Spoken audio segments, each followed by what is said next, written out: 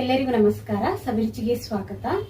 ನಾನಿವತ್ತು ರಾಗಿಯಿಂದ ಸೂಪರ್ ಆಗಿರುವಂತ ಬೆಳಿಗ್ಗೆ ಟಿಫನ್ ಮಾಡ್ತಾ ಇದ್ದೀನಿ. ತುಂಬಾನೇ ಚೆನ್ನಾಗಿರುತ್ತೆ, ಮಾಡೋದಂತೂ ತುಂಬಾನೇ ಸುಲಭವಾಗಿ ಮಾಡ್ಕೋಬಹುದು.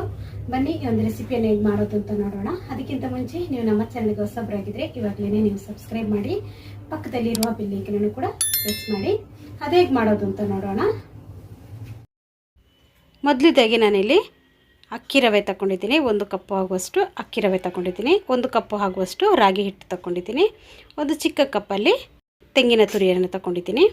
ಇವಾಗ ನಾನಿಲ್ಲಿ ಒಂದು ಬಾಣಲೆ ಇಟ್ಕೊಂಡಿದ್ದೀನಿ. ಅದಕ್ಕೆ ಒಂದು 3 ಟೇಬಲ್ ಸ್ಪೂನ್ ಆಗುವಷ್ಟು ಎಣ್ಣೆಯನ್ನು ಹಾಕ್ಕೊಂಡಿದ್ದೀನಿ. ಎಣ್ಣೆ ಚೆನ್ನಾಗಿ ಬಿಸಿ ಆದಮೇಲೆ ಇದಕ್ಕೆ ನಾನು ಸಾಸಿವೆಯನ್ನು ಕೂಡ ಇಲ್ಲಿ ಸೇರಿಸ್ಕೊಳ್ತಾ ಇದ್ದೀನಿ. ಸಾಸಿವೆ ಚೆನ್ನಾಗಿ ಸಿಡಿಬೇಕು. ಸಾಸಿವೆ ಸಿಡಿದ ಮೇಲೆ ನಾನಿಲ್ಲಿ ಕರಿಬೇವಿನ ಸೊಪ್ಪನ್ನು ನೋಡಿ ಈ ಥರ ಚಿಕ್ಕದಾಗಿ ಕಟ್ ಮಾಡಿ ಇಟ್ಕೊಂಡಿದ್ದೀನಿ. ಇದನ್ನು ಕೂಡ ಇವಾಗ ನಾವು ಹಾಕ್ಕೊಳ್ಳೋಣ. ಈ ಸಮಯದಲ್ಲಿ ನೀವು ಇಲ್ಲಿ ಹಸಿಮೆಣಸಿನಕಾಯಿಯನ್ನು ಕೂಡ ಇಲ್ಲಿ ಹಾಕೋಬೋದು. ನಾನಿಲ್ಲಿ ಬರೀ ಕರಿಬೇವಿನ ಸೊಪ್ಪನ್ನು ಮಾತ್ರ ಹಾಕ್ಕೊಂಡಿರೋದು. ಇವಾಗ ನಾನು ಅಕ್ಕಿ ಹಿಟ್ಟನ್ನು ಯಾವ ಕಪ್ಪಲ್ಲಿ ತಗೊಂಡೆ ಅದೇ ಕಪ್ಪಲ್ಲಿ ನಾನು 2 ಕಪ್ ಆಗುವಷ್ಟು ನೀರನ್ನು ಹಾಕ್ಕೊಳ್ತಾ ಇದ್ದೀನಿ. ನೀರನ್ನು ಹಾಕೋಬೇಕಾದ್ರೆ ನೀವು ಕರೆಕ್ಟಾಗಿ ಅಳತೆ ಪ್ರಕಾರನೇ ಹಾಕೋಬೇಕು.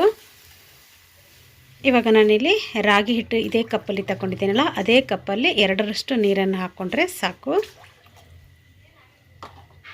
ನೋಡಿ ಇವಾಗ ನೀರೆಲ್ಲವನ್ನು ಹಾಕ್ಕೊಂಡಿದ್ದೀನಿ. ಹಾಕ್ಕೊಂಡ್ಮೇಲೆ ಇದಕ್ಕೆ ನಾನು ರುಚಿಗೆ ತಕ್ಕಷ್ಟು ಉಪ್ಪನ್ನು ಕೂಡ ಇಲ್ಲಿ ಸೇರಿಸ್ಕೊಳ್ತಾ ಇದ್ದೀನಿ.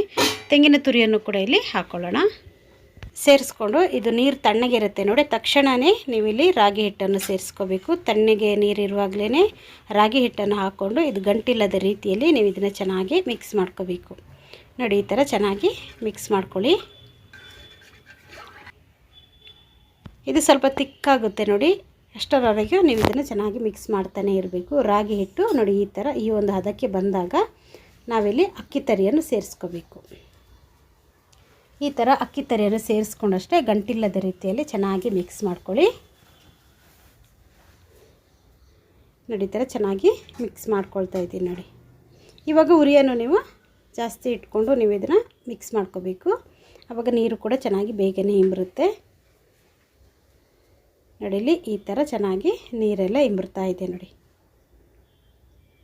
ಚೆನ್ನಾಗಿ ಮಿಕ್ಸ್ ಮಾಡ್ಕೊಳ್ಳೋಣ. ಇದು ಕೈಗೆ ಮೆತ್ಕೋಬಾರ್ದು, ಆ ಥರ ನಾವು ಇದನ್ನು ಚೆನ್ನಾಗಿ ಮಿಕ್ಸ್ ಮಾಡ್ಕೋಬೇಕು. ಇವಾಗ ಇದನ್ನು ಮುಚ್ಚಳ ಮುಚ್ಚಿ ಒಂದು 2 ನಿಮಿಷ ಹಾಗೆ ಇಟ್ಬಿಡೋಣ. ಒಂದು 2 ನಿಮಿಷ ಆದಮೇಲೆ ನಾವು ತೆಗೆದು ಮತ್ತೆ ಇದನ್ನು ಚೆನ್ನಾಗಿ ಮಿಕ್ಸ್ ಮಾಡ್ಕೋಬೇಕು. ನೀರೆಲ್ಲ ಚೆನ್ನಾಗಿ ಡ್ರೈ ಆಗಿದೆ ನೋಡಿ, ಈ ಥರ ಆಗಬೇಕು ನೋಡಿ. ನೀವು ಕೈಯಲ್ಲೊಮ್ಮೆ ಮುಟ್ಟಿ ನೋಡಿ, ಆವಾಗ ಕೈಗೆ ಮೆತ್ಕೋಬಾರ್ದು. ಇದು ಸ್ವಲ್ಪ ನೀರನ್ನು ಕೈಗೆ ಹದ್ಕೊಂಡು ಈ ಥರ ಮುಟ್ಟಿ ನೋಡಿ, ಈ ಥರ ಕೈಗೆ ಮೆತ್ಕೋಬಾರ್ದು. ಇವಾಗ ಸ್ಟವನ್ನು ಆಫ್ ಮಾಡ್ಕೊಳ್ಳೋಣ. ಕರೆಕ್ಟಾಗಿ ಆಗಿದೆ. ಸ್ಟವನ್ನು ಆಫ್ ಮಾಡ್ಕೊಂಡು ಒಂದು ಸ್ವಲ್ಪ ಹೊತ್ತು ಹಾಗೆ ಬಿಡಿ, ಯಾಕಂದರೆ ಬಿಸಿ ಬಿಸಿ ಇರುತ್ತಲ್ಲ. ಸ್ವಲ್ಪ ಬೆಚ್ಚಗಿರುವಾಗಲೇ ನಾವು ಇದನ್ನು ಉಂಡೆ ಕಟ್ಕೋಬೇಕು. ನೋಡಿ ಈ ಥರ ನೀರನ್ನು ತಗೊಂಡು ಕೈಗೆ ಚೆನ್ನಾಗಿ ನೀರನ್ನು ನೀವು ಅದ್ಕೋಬೇಕು. 2 ಕೈಗೂ ಚೆನ್ನಾಗಿ ನೀರನ್ನು ಸವರ್ಕೊಂಡು ಇದನ್ನು ನಾವು ಉಂಡೆ ಕಟ್ಕೊಳ್ಳೋಣ. ನೋಡಿ ನಾನು ಇದೇ ಥರ ಬರೀ ಅಕ್ಕಿ ತರಿಯಲ್ಲೇ ನಾನು ಮುಡ್ಲಿಯನ್ನು ಮಾಡಿದ್ದೀನಿ, ಕಡುಬುಟ್ಟು ಮಾಡಿದ್ದೀನಿ. ಇದನ್ನು ನಾನು ಸ್ವಲ್ಪ ಡಿಫ್ರೆಂಟಾಗಿ ಮಾಡಿರೋದು. ಅಕ್ಕಿ ತರಿಯಲ್ಲಿ ಮಾಡಿರೋ ಕಡುಬನ್ನು ಕೂಡ ನಾನು ಲಿಂಕ್ ಹಾಕಿರ್ತೀನಿ, ನೀವು ನೋಡಿಲ್ಲ ಅಂದರೆ ಅದನ್ನು ಕೂಡ ಒಮ್ಮೆ ನೋಡಿ. ಇದೇ ಥರ ನಾನು ಎಲ್ಲವನ್ನು ಮಾಡ್ಕೊಳ್ತೀನಿ.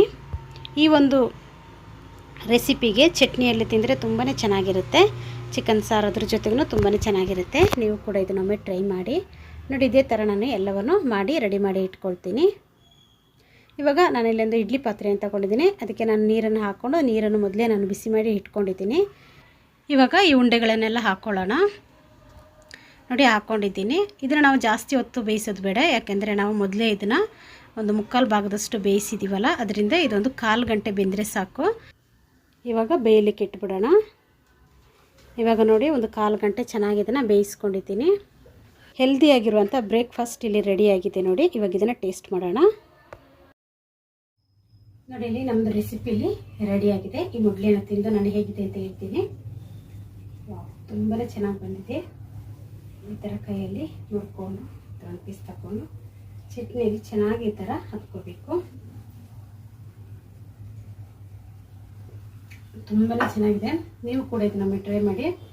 ರಾಗಿ ತಿನ್ನದಿರೋ ಮಕ್ಕಳಿಗೆ ಈ ಥರ ಒಂದು ರೆಸಿಪಿಯನ್ನು ಮಾಡಿಕೊಡಿ. ಇಷ್ಟಪಟ್ಕೊಂಡು ಖುಷಿ ಖುಷಿಯಾಗಿ ತಿಂದ್ಬಿಡ್ತಾರೆ. ತುಂಬಾ ಚೆನ್ನಾಗಿರುತ್ತೆ. ನೀವು ಇದನ್ನು ಮಾಡೋದಂತೂ ಮರಿಬೇಡಿ. ಈ ವಿಡಿಯೋ ನಿಮಗೆ ಇಷ್ಟ ಆಯ್ತಂದ್ರೆ ಒಂದು ಲೈಕ್ ಮಾಡಿ, ಶೇರ್ ಮಾಡಿ, ಸಬ್ಸ್ಕ್ರೈಬ್ ಮಾಡಿ. ವಿಡಿಯೋ ನೋಡಿದ್ದಕ್ಕಾಗಿ ಧನ್ಯವಾದಗಳು. ನಾನು ಸಬಿ.